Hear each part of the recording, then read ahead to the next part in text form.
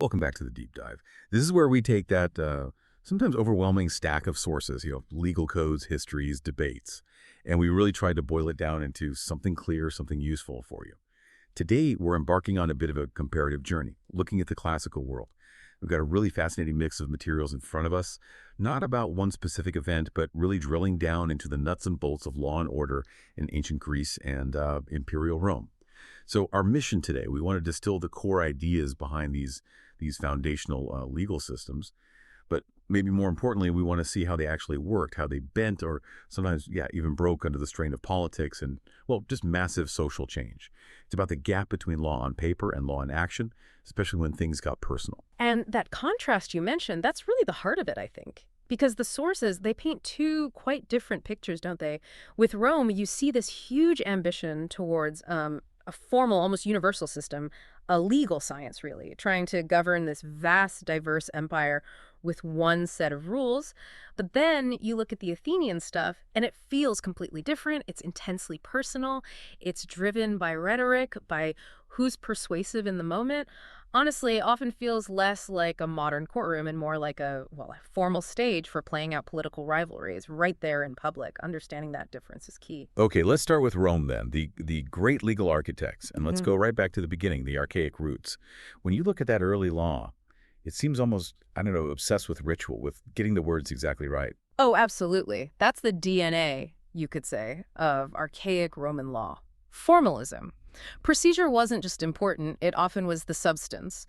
For those early Romans, the law's power, its authority, didn't really come from some abstract idea of fairness. It came from the solemn performance, the fact that it existed and you followed the script. So yeah, if you used the wrong verb, if you missed a step in the court procedure, you just lost. It didn't matter how right you might have been on the merits. The form was everything. That sounds incredibly rigid, almost brittle, actually. I mean, if the whole system depends on these exact rituals, how does something designed for like a small city-state even begin to cope when Rome starts growing? Dealing with, complex trade, different cultures, the sheer scale of an empire, how does that rigid structure adapt? It adapts in a really clever, almost sneaky way. Through legal fictions and basically administrative workarounds. This is where we get the idea of equity. And the central figure here is the praetor. The magistrate responsible for justice. Right. Exactly. The praetor administered justice, and his specific jurisdiction, his power, became the engine for change. But here's the crucial bit. This difference between the old civil law, the insulus civil, and this new equity, the insulus honorarium, it wasn't initially about changing the substance of the law. It was purely a jurisdictional distinction. The praetor didn't have the authority to just rewrite the ancient laws.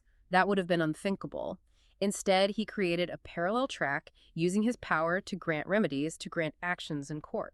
Okay, tell us about the Praetor's Edict then. Our sources really hammered this point, this yearly declaration being the main driver of evolution. It wasn't technically legislation, but it acted like it. Precisely. When a praetor took office each year, he published his edict. And it wasn't existing law. Think of it as a public promise. He was declaring, for my year in office, under these specific circumstances, I will grant these particular new remedies or actions or defenses to people who petition me. This gave him enormous practical power. He could address situations where the old SES civil was silent, or seemed unfair, or just hadn't caught up with, say, new ways of doing business. He could smooth over the rough edges without formally breaking the old rules. So let me get this straight. If the old law was outdated for some new commercial problem, the praetor didn't propose a new law to the assemblies. He just promised he'd back certain claims in his court. But, functionally, wasn't that basically creating new law? Did that procedural sleight of hand cause confusion, like competing legal standards? It definitely led to complexity, no doubt about it, but maybe less confusion than you'd think because, crucially, both the old law and the new equity were administered by the same magistrate, the praetor. He was running both systems. This allowed for a kind of internal coherence, and procedure, again, was the key. The most famous example, and it comes up again and again in the sources, is about property. Specifically, this idea of equitable property held in bonus. In bonus. Yeah. Oh. To really get in bonus, you first have to appreciate just how incredibly, almost insanely rigid the old system was for transferring the most valuable types of assets. These were called res mancipi. Right, like land in Italy, certain farm animals, slaves, the really core assets. Yeah. Exactly. To legally transfer ownership of res mancipi, you had to perform mancipatio. This was this ancient, elaborate ritual. It involved five Roman citizen witnesses, someone holding a bronze scale, the scale bearer, and you had to say these very specific formal words.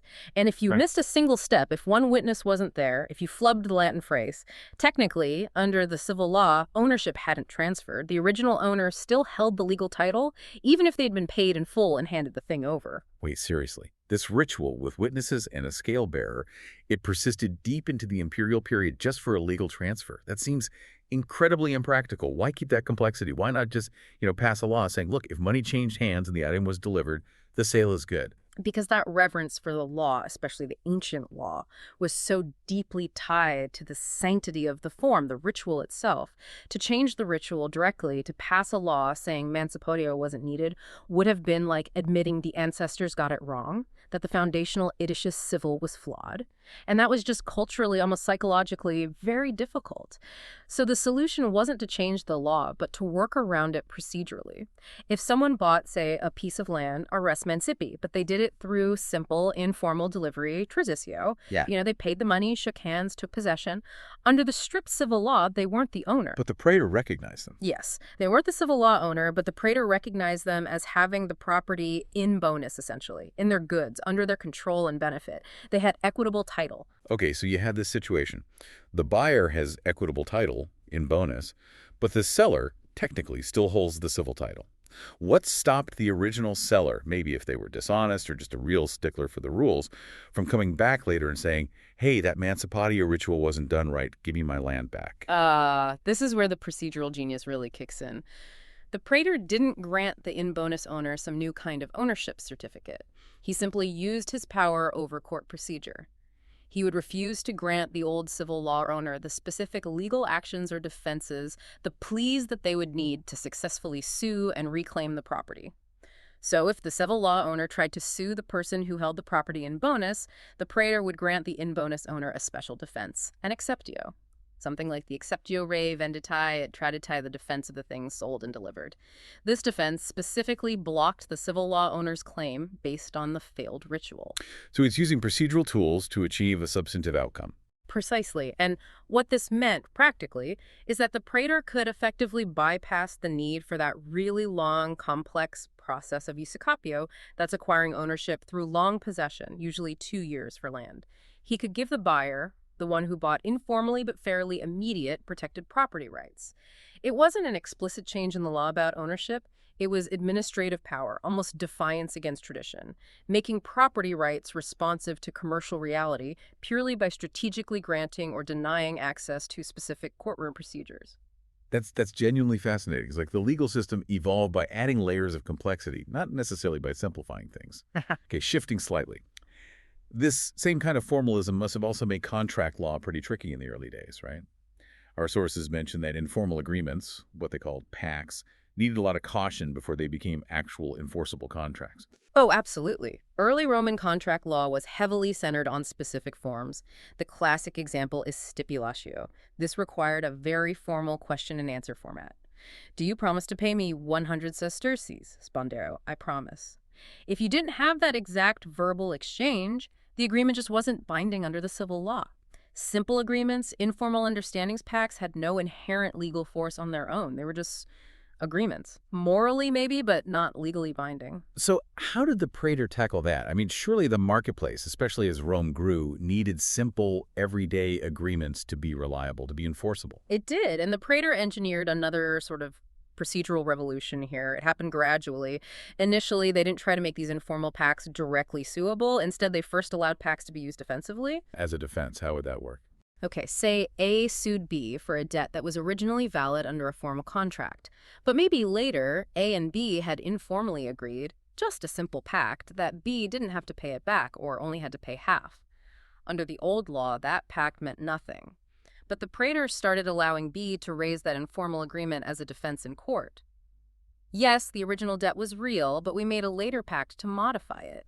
Even though the pact itself wasn't a formal contract, the praetor allowed it to be pleaded defensively, usually later in the legal process. So a small step, but significant.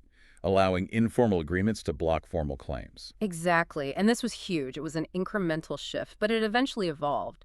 The breakthrough came when a praetor finally announced that they would grant full equitable actions, meaning you could actually sue based on certain categories of informal pacts, not just use them as a defense.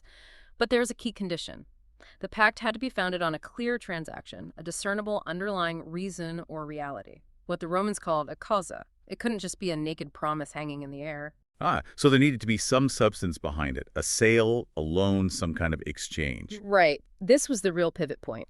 The law, through the praetor's intervention, started looking past the rigid form of the agreement, like the question and answer of stipulatio, and began to focus on the actual intent of the parties and the underlying commercial reality, the causa.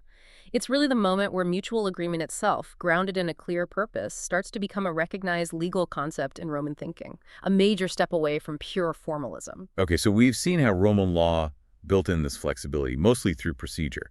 Let's pivot now to how it actually governed people's lives, starting with, well, the absolute core of Roman society, the family. Inheritance, as our sources make very clear, was governed by incredibly complex rules, status, procedure, it was all intertwined. Oh, incredibly complex is right. Succession law was legendary for its intricacy. And the sources show this wasn't just some academic exercise.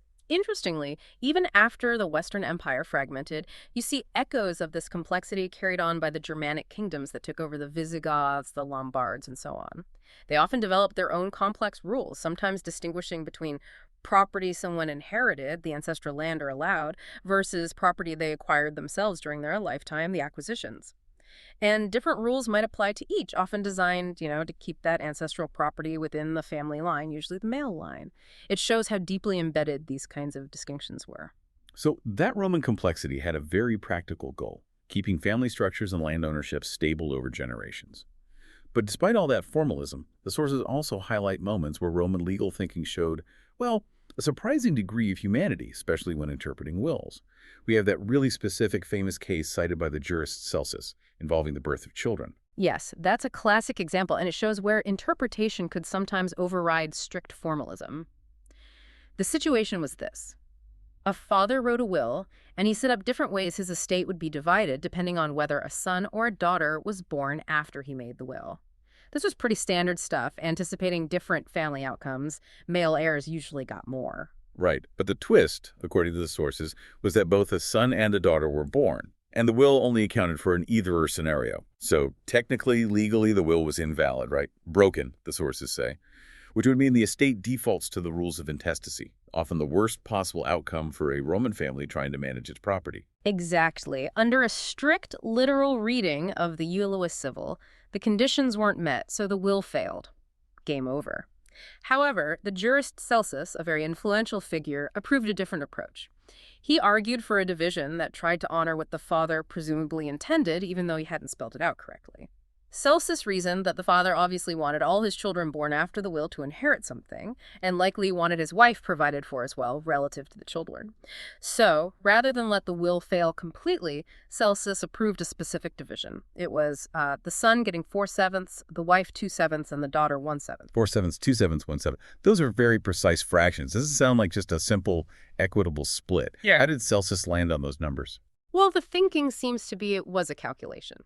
It was designed to reflect the testator's apparent preference for the son, giving him the largest share, more than double the wife or daughter, while still ensuring the wife and daughter received something substantial, and crucially, doing all this without throwing out the entire will and causing intestacy. Celsus was essentially asking, what was the underlying spirit, the voluntas, of the testator's wishes? And in this case, that spirit, guided by a principle of humanitas, of reasonable interpretation, mattered more than the flawed wording of the will itself. It really speaks volumes about the intellectual wiggle room the top jurists allowed themselves to reach what seemed like a fair and sensible outcome. That's a powerful statement about legal philosophy, isn't it? Prioritizing inferred intent over the rigid letter of the law. Okay, let's move from inheritance to another key status. The minor, the pupillus. We know the head of the household, the paterfamilias, had immense power. But a minor, even under a guardian or tutor, still faced specific legal limitations, especially around property. Yes, the Romans recognized a kind of partial legal capacity for minors. A pupillus, interestingly, could actually acquire rights on their own, without needing their tutor's formal authorization. So they could accept an inheritance that came their way or receive property through simple delivery. These things improved their position. But, and this is the key distinction, they could not do anything that diminished their estate or created a liability for them without the tutor's explicit authorization. They couldn't alienate property. That meant they couldn't sell things, they couldn't transfer ownership, they couldn't take on debt, they could even free a slave, because freeing a slave reduced the family's assets. All these required the tutor's active involvement. And what about the rules for that authorization? How formal did it have to be? Our sources suggest it wasn't just a casual nod. There was real procedural strictness involved. Oh, absolutely. Here, formalism snapped right back into place, and it seems tied to ensuring proof and protecting the minor. For the tutor's authorization to be legally valid, it had to be absolute and unambiguous. So, for instance, if the minor was trying to enter into a contract that was conditional, say, agreeing to sell something if the harvest reached a certain level, the tutor couldn't just authorize it conditionally. Their authorization had to be unconditional and cover the entire potential obligation. And perhaps most critically, the sources stressed that the tutor had to be physically present during the negotiation or the transaction itself. Their auctoritas had to be given right then and there. Authorization provided later, or sent by letter, was legally ineffective. Physically present. Why such a strict rule? The jurists argued it was essential for evidentiary reasons and to ensure the tutor was fully aware. Physical presence served as undeniable proof that the tutor, acting as the guardian, understood the transaction, observed it directly, and gave informed consent. It prevented situations where the tutor might later claim they were misled, didn't understand the terms, or authorized something different. It was procedural rigor designed to protect the vulnerable status of the minor. That detail, the physical presence requirement, it really underscores how procedure wasn't just abstract rules, it was deeply woven into the practicalities of Roman life. Okay, let's zoom out now, from the family to the sheer scale of the empire's administration. Our sources mention something quite striking, just how thin the layer of actual imperial administrators on the ground was. Yeah, the empire's stability was, in a way, deceptively fragile, or perhaps efficiently structured, depending on your view. The central government in Rome simply couldn't afford, or maybe didn't want, to deploy legions of bureaucrats to run every province, every city. So it relied incredibly heavily on the local elites, the civic aristocracies in the towns and regions. These were the load-bearing pillars, as one source puts it.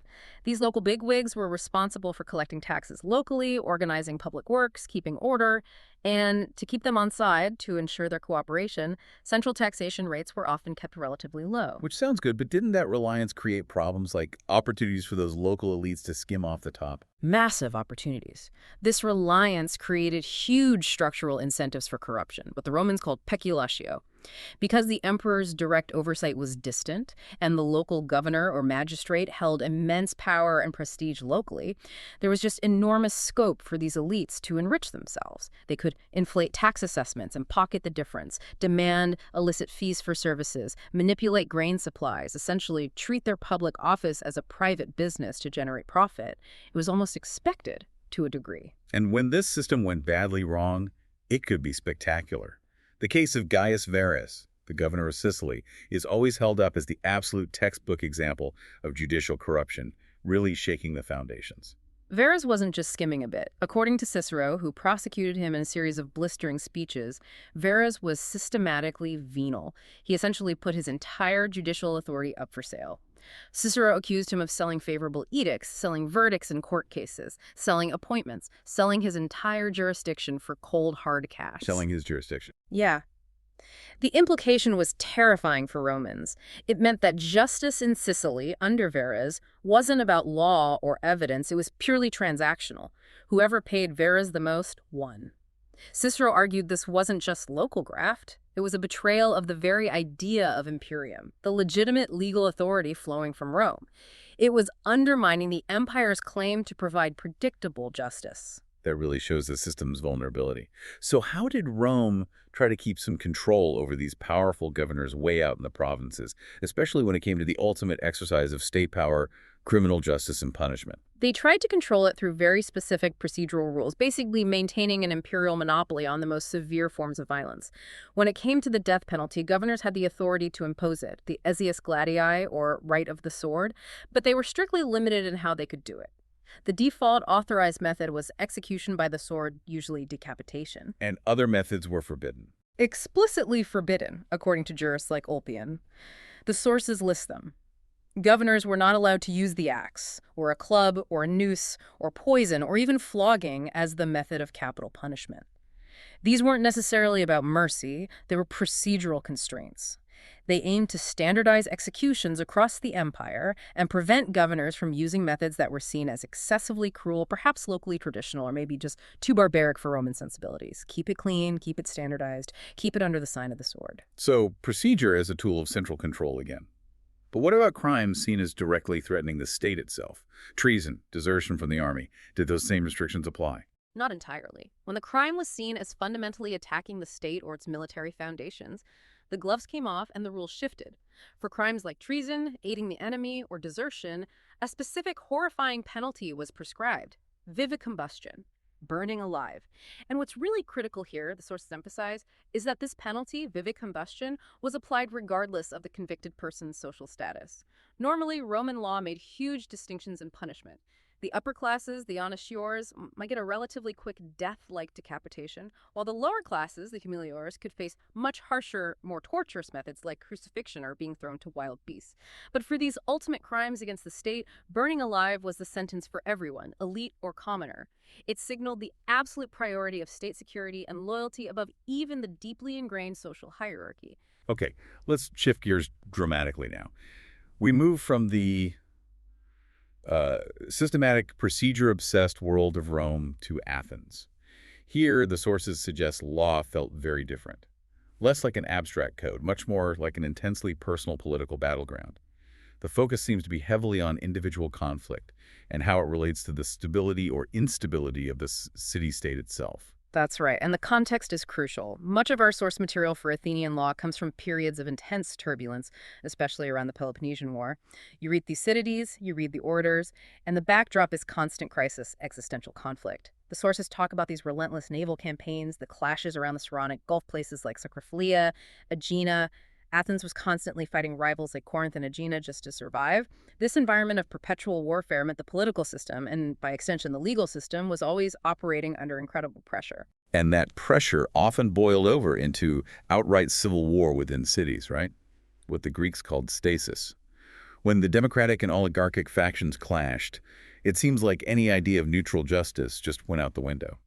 Completely. The accounts of the stasis in Corcyra, detailed by Thucydides, are frankly terrifying. They serve as this chilling case study of what happens when political conflict consumes everything.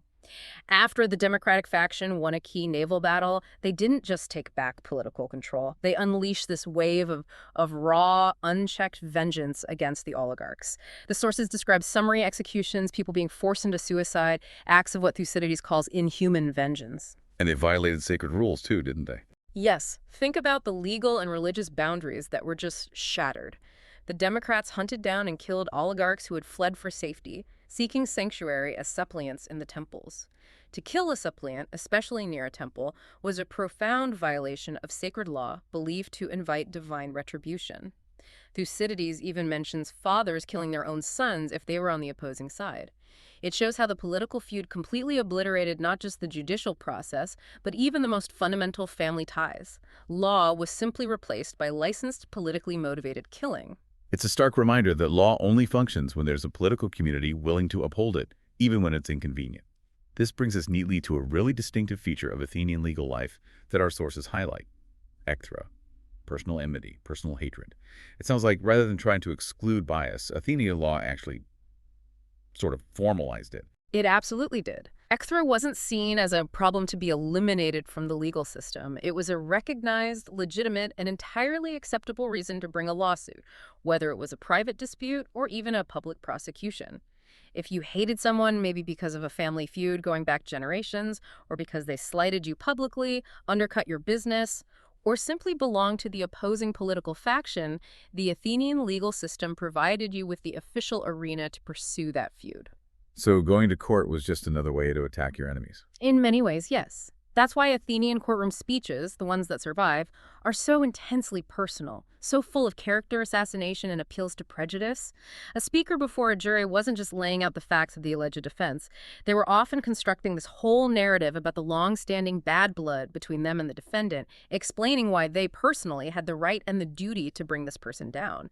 The system actively encouraged litigation as a way to manage or at least channel these deep-seated personal and political conflicts. It was conflict continuation by other highly rhetorical means. That's the ultimate contrast with Rome's attempt to abstract the conflict, isn't it? Okay. Okay, speaking of personal status and its importance, let's talk about hubris, usually translated as outrage or wanton violence. Our sources seem to tie the definition of this crime very directly to the institution of slavery. Yes. Hubris was considered one of the most severe charges you could level against another citizen. Why? Because it wasn't just about physical harm, it was an assault on the fundamental dignity and status of the free citizen class as a whole, and its legal definition was intrinsically linked to the line between free and slave.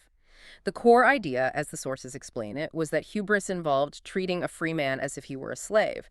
The absolute classic example, mentioned repeatedly, is striking a free citizen with a whip. Why the whip specifically? Because the whip was symbolically and literally associated with the punishment of slaves, slaves, unlike free citizens, were understood to answer for offenses, even minor ones, with their bodies.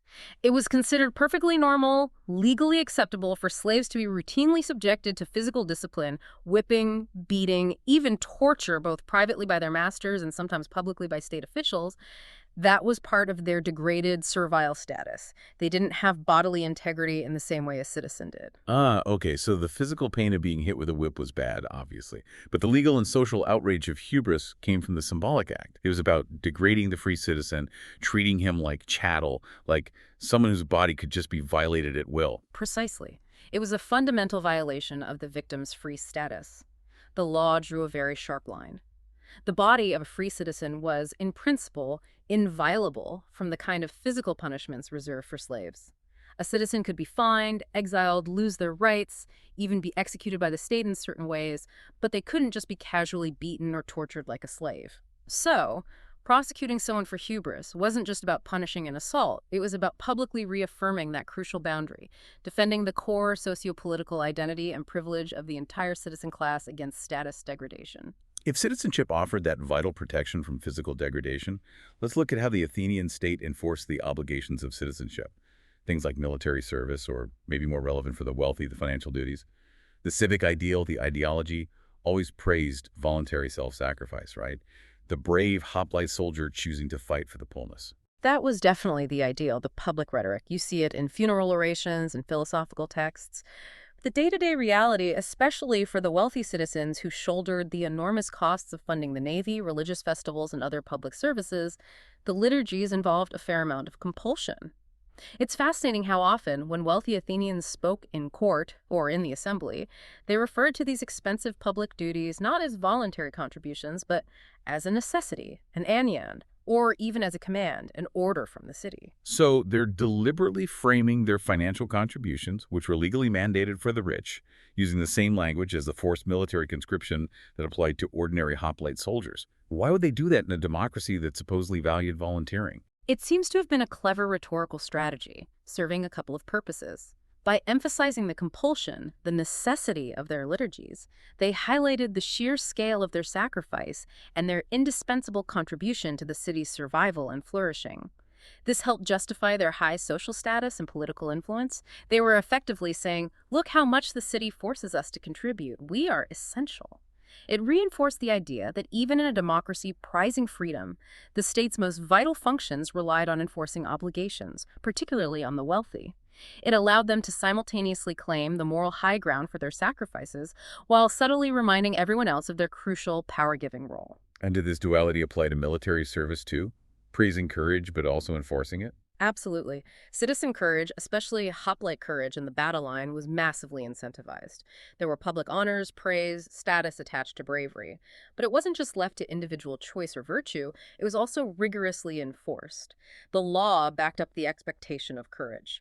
Athenian soldiers who displayed cowardice, who broke ranks or deserted, faced the real threat of severe legal penalties, including loss of citizenship rights, atimia, and intense public shame and reproach. Being officially branded a coward was a devastating social punishment. So the high status and rights of citizenship came bundled with the heavy, legally enforced obligation to risk your life when commanded. Hashtag tag outro. Well, this deep dive has really painted a vivid, contrasting picture of law across the classical world, hasn't it? On one hand, we have imperial Rome, striving constantly for this systemic complexity, figuring out how to absorb change not by rewriting the sacred old laws, but through the procedural ingenuity of the Praetor's Edict, formalizing everything from commercial intent to the legal standing of a child. hmm And then you set that against Athens, where the law seems so deeply fundamentally tied to personal reputation, to political maneuvering, to rhetoric, and always underpinned by that stark physical distinction between the free citizen whose body was sacrosanct and the slave whose body was not. In Rome, you see law adapting through layers of procedure. In Athens, maybe it survived because it gave a formal public outlet to inescapable personal and political conflict. What's also really striking, and maybe something we touched on briefly, is how these legal ideas didn't just vanish when the political structures of Rome and Greece changed or collapsed. You see the persistence, the evolution of these concepts. For instance, the legacy of Roman legal thinking is undeniable in the successor states in the West. That's a crucial point. When the Western Empire fragmented and kingdoms like the Visigoths or the Franks emerged on Roman soil, they didn't just wipe the slate clean legally. They often adopted this fascinating principle called the personality of the law. This meant that, say, a Roman living under Gothic rule would still be judged according to a version of Roman law, perhaps simplified but still recognizably Roman, while a Goth in the same town would be judged by Gothic customary law. So these new kingdoms, often labeled Barbarian, actually became the unlikely custodians of a living, albeit adapted, Roman legal tradition. They preserved core Roman concepts about status, property, contracts, even some of the procedural thinking, ensuring that Rome's legal architecture, its way of thinking about rules and rights, continued to influence European development long after the emperors were gone. They represent this key transition, this blending of traditions. So thinking about all this, the Roman obsession with procedure like mancipatio, the praetor's workaround for property and bonus, or the Athenian focus on personal enmity, ecthra, and the status implications of hubris, it leads to a final thought. Maybe a question for you, our listeners, to ponder.